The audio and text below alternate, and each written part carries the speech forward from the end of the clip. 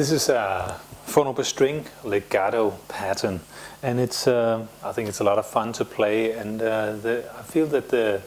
phone over string patterns has a tendency to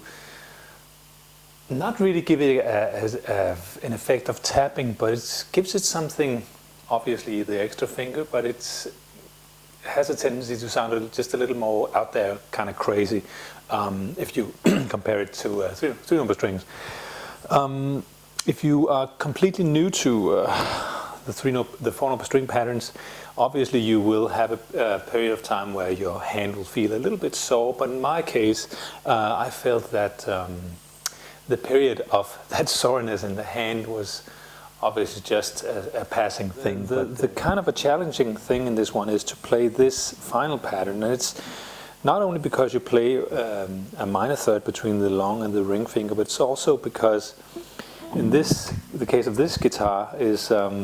it's a super cool guitar, and I love this one, but there's no doubt that you will be challenged with playing these patterns all the way up here, because you kind of hit this piece here. But in my case, instead of buying another guitar, I just said, what the hey, let me just learn to play on this one, and that for some people that might sound like the wrong way to go, but anyway, I just felt that I just need to drill it again and again, and at some point it'll start to work, and I was right, so that was cool. So but let me just show you the same thing again here, and just a little more up close. One thing that I want to tell you, if you haven't heard me say this before, what I do when I play these legato things, whenever I ascend, I use the pick. When I descend, I don't use it at all, to reach a more soft legato sound. The more picking strokes you use, I feel that the more you lose that legato sound. So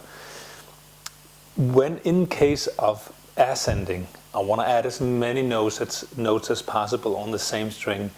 not because I want to play before I reach the next string, but in my taste, I don't like this sound, because it kind of accents, it